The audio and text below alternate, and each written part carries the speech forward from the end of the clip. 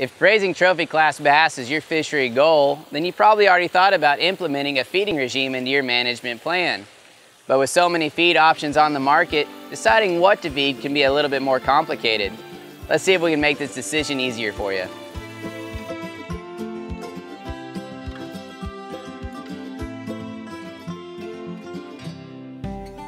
Hi, Garrett Lee here, fisheries biologist at Pond King. If you watched our video about the top 3 management techniques we recommend to maximize largemouth bass production, you know that increasing food production is one of our top choices. While fertilization helps to increase food production in larger bodies of water, supplemental feeding is an excellent management option to increase food production regardless of the size of your fishery. There are, however, a few key factors to consider when implementing a feeding regime. First, you'll need to figure out how you're going to dispense the feed. You can deliver the feed by hand, but that requires being consistent on the time and place you feed, day in and day out.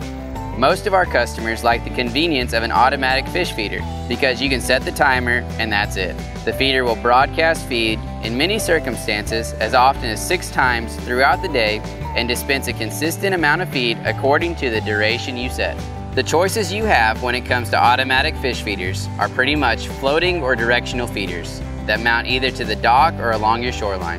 If you live somewhere where your water level fluctuates a lot, like they do here in Texas, you may want to consider a floating feeder. That way you don't have to worry about wasted feed or moving the feeder as water level changes. If you're thinking about going with a directional feeder mounted on your dock, one thing to keep in mind is how much space you might have to give up on your dock for that feeder. To maximize your available dock space, Pond King makes a feeder option that mounts to a post on the side of your dock so it doesn't limit your usable area. Once you have your feeder installed, it's time to start thinking about the type of feed you're going to use. While there are many different brands to choose from, the main criteria for choosing the right type of feed for your pond is pellet size and protein content. When it comes to choosing the correct pellet size, it is important to take into account the species and their maturity level when making this decision. While there are countless sizes of fish feed available, the majority of these are designed for small fry in a hatchery setting.